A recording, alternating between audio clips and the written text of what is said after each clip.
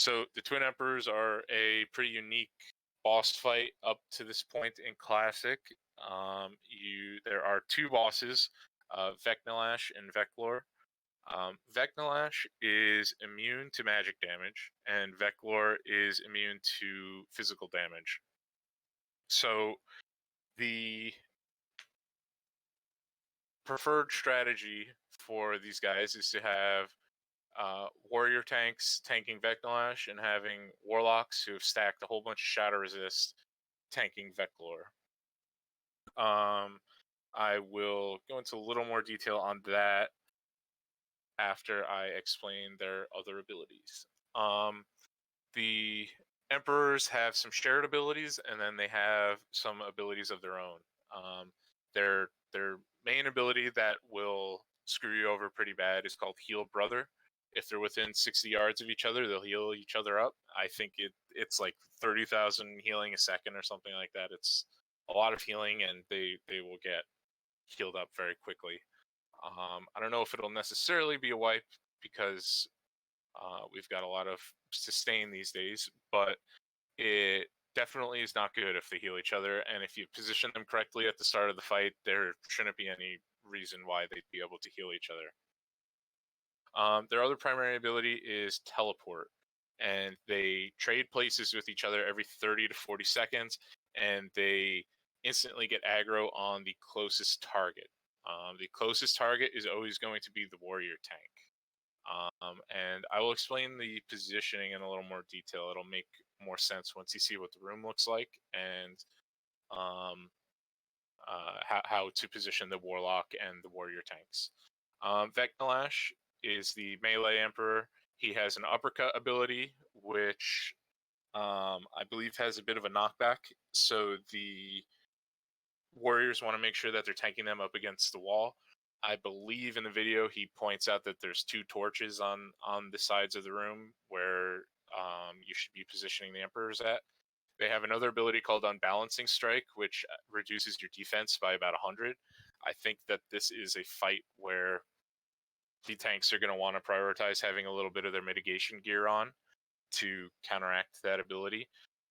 The melee is going to need to be running back and forth across the room as the emperors are teleporting back and forth. So that will allow you to put out a little bit more threat, or a little less threat, in favor of a little more mitigation. Vecnalash's other ability is called Mutate Bug. In the room where you fight the Twin Emperors, there are a whole bunch of neutral scarabs and scorpions wandering around the room.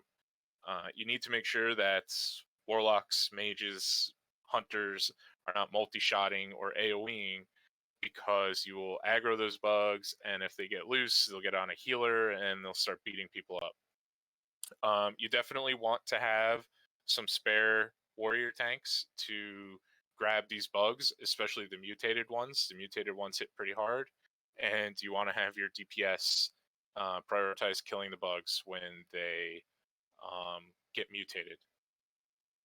Veclor's abilities are Shadow Bolts. This is the primary reason why you use the Warlock tank. Warlocks have passive Shadow Resist if you're undead. They have Demon Armor. They have Shadow Ward, and in general have more stamina on their gear. So a Warlock is a great option to be tanking this boss and eating the Shadow Bolts. Their other ability is Blizzard, which Veclor will cast in random spots throughout the room. It hits very hard. You want to make sure that you are not in the blizzard for very long if it gets cast over top of you. And that takes us to our consumes quickly. It's recommended to have some greater frost protection potions. Elemental water? Essence of water, I think it is. Essence of water is Elemental water. Okay. Elemental water is very cheap right now, so I would recommend you go out and buy some elemental waters to make into frost potions, especially since if you're planning on doing Naxxramas, you're going to need some of those as well, so I would stock up now. The Warlock tanks, it's recommended that you have greater shadow protection potions. I wouldn't necessarily say you need to pop them every fight, but have them in your bag in case you need that extra bit of mitigation.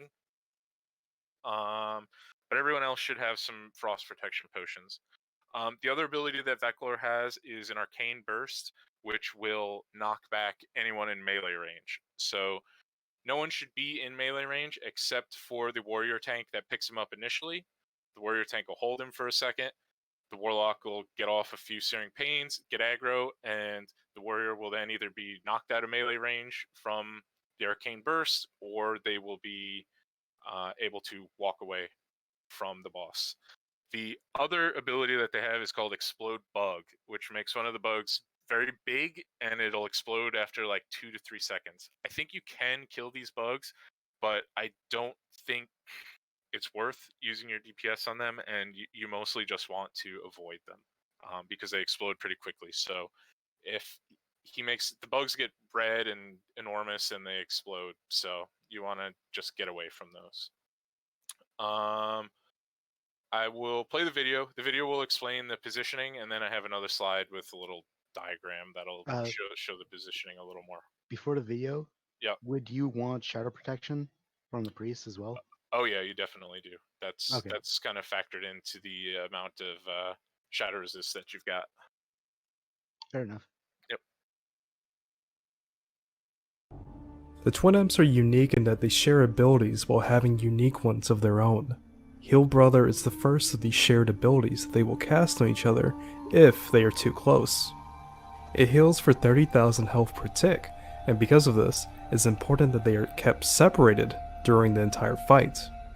Twin Teleport is another shared ability where every 30 to 40 seconds, the twin imps will teleport and switch locations, resulting in a complete aggro wipe. After the teleport happens, the closest player to Veclor and Vecnalash will receive a large amount of threat, which is why it's important that the warrior tanks always receive this. Melee DPS should rotate to the opposite side of the room when there is about 5 seconds left to the next teleport to prevent any mistakes from happening. The twin imps share a combined health pool, which means that damaging one will damage the other, allowing them to die at the same time. Finally, keep in mind that your raid has 15 minutes to defeat the twin imps before they berserk, which will heavily increase their damage, leading to a raid wipe shortly afterward.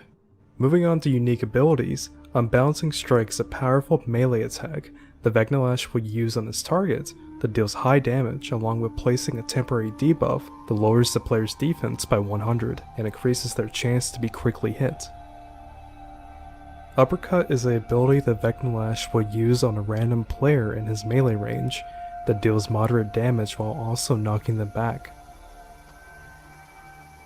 Throughout the fight, Vecnalash will mutate the scarabs and scorpions around him that increase their size, health, and damage. It's highly important that your ranged DPS kill these as soon as possible. Keep in mind that these mobs have abilities of their own such as Virulent Poison or Pierce Armor, so make sure that your DPS players keep these adds locked down during the fight. Finally, Vecnalash is immune to all schools of magic except Holy, meaning that he will be the target for your melee DPS and hunters during the fight. Moving on to Veclor, Shadow Bolt is his most dangerous ability that deals 3000 to 4000 damage. Also, this ability can be partially resisted with Shadow Resistance gear, which we will discuss later on. Arcane Burst is Veclor's disruption ability that is only cast when players are in his melee range. Inflicting a high amount of damage, it also knocks the player away and slows their movement speed. Blizzard is a powerful area of effect spell that Veclor will cast on players around him that deals roughly 1500 damage per tick, so make sure to move out of it as soon as possible. Throughout the fight, Veclor will detonate bugs around him, causing them to explode after several seconds, dealing heavy fire damage to nearby players. Finally, keep in mind that Veclor is immune to all physical attacks, and your caster DPS will be focused on him during the encounter. Raid positioning for this fight will be featured in 3 small segments, though keep in mind that this fight is dynamic and things could change for your raid. The initial pull of this encounter is one of the biggest things about this fight, as both twin imps need to be separated. Your primary warlock tank will pull Veclor to the leftmost torch, while your primary warrior tank will have Vecnalash near the rightmost torch. Keep in mind that your guild can assign hunters to both tanks to pull or assist as needed. Assuming the pull went well, this is how your raid should be positioned before the first teleport. Ideally, the primary warlock tank should be located near the stairs and away from the scarabs, but it's mostly up to their judgment on where to stand as long as the boss doesn't move around too much. The primary warrior tank will have Vegnalash in his spot, as the other warrior and warlock tanks wait for the teleport to happen. DPS warriors and rogues will start on Vegnalash on the right side, and be prepared to move out at roughly 5 seconds before the teleport happens. Ranged DPS will be in the middle of the room and focusing on killing mutated bugs before switching to the bosses. Healers can place themselves on the stairs, but they may be forced to relocate depending on how the fight goes. Finally, to wrap things up, melee DPS should begin heading to the other side of the room when there is about 5 seconds to the next teleport. After the teleport happens, the tanks on both sides will switch as the warrior tank on the left side of the room grabs Vegnalash and tanks him where he stands. Meanwhile, the warlock tank on the right side of the room will spam Searing Pain to take Veclor off the warrior tank, while the previous warlock waits for the next teleport. And then finally, ranged DPS and healers will remain in their general areas for the rest of the fight. For this week's raid perspective section, I'll be showing you guys both a tanking and DPS perspective for this fight. As the fight starts, I like to use Shadowburn or Deathcoil to quickly snap Veclor to me with dots as backup. Pulling him to this assigned location, I usually place myself in the sweet spot between Veclor and my character so that he doesn't move or cast Arcane Burst. At this point, I use Toe Up to boost my spell power as I start spamming Searing Pain to boost my threat generation before the caster DPS start hitting him. If you look in front of me, the tank assigned to my side of the room is positioned so that he is closest to the boss and ready for the coming teleport. As the teleport arrives in the next several seconds, it's incredibly important that the tank receives the proxy threat, and all melee DPS wait until it happens to prevent any mistakes that could lead to a raid wipe. At this point, I have to hope for the best and trust our healers and tank, as it's my turn to wait, which gives me some time to help out with bugs, or see how things are going on the other side of the room. With the teleport coming soon, I try to finish the Scorpion off before Veclor arrives, as our melee DPS players begin rotating to the other side of the room. As the teleport arrives and the bosses switch locations, the tank receives the proxy threat as I start spamming Searing Pain to take aggro. Due to being close to the boss, Veclor uses Arcane Burst which sends the warrior flying, but luckily I'm able to take over before he can move out of place. After a while, once you get used to the fight, you can start weaving in Shadow Bolts, however my advice is to stick with Searing Pain until AQ40 is on farm status. Switching to a DPS perspective, we're able to see much more of the entire fight, as the Twin Imps prepare to switch locations again. Alliance players should also keep in mind that Paladins can use Concentration Aura to assist the Warlock tank, or Devotion Aura to assist the Warrior tank, so make sure to take advantage of that as well. Sidestepping out of the blizzard, the melee DPS move in on Vegnalash as I turn around to help with the mutated bugs before focusing on Veclor. As your guild starts getting familiar with the content and gearing up from AQ40, threat will become a problem in the future as there have been times where I've accidentally pulled aggro from a Warlock tank. Because of this possibility, I recommend having a Warlock tank switching some of their resistance gear with DPS gear later down the road to increase their threat generation. Overall though, as we head for the final stretch of the fight, I hope that by this point in the video, everything is much more clear on what is required for this boss encounter. Right, so that's Twin Emperors. The primary challenge of that fight is making sure that swap goes well. Swapping when the bosses teleport, making sure the tank grabs it first. As he said in the video, whoever's closest to the Emperor is the first one to get aggro on that Emperor.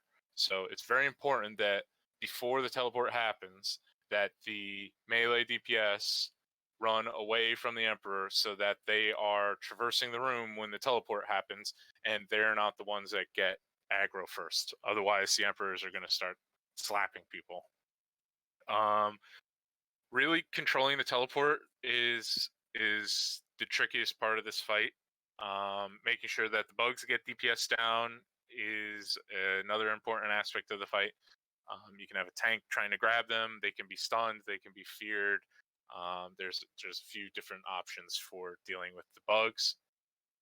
The Warlock tanks want to have about 250 Shadow Resist unbuffed, or around like 200 to 250 unbuffed. You get the Priest buff. There's a few other buffs you can get for shadow resist. And again, with Huhuran, it's we want to be over prepared rather than under prepared. Make sure we have warlocks with lots of shadow resist, and as we get better and better at the fight, they can put on more threat gear and the bosses can die faster. Before we move on to Cthulhu, does anyone have any questions about any of the bosses we've covered so far?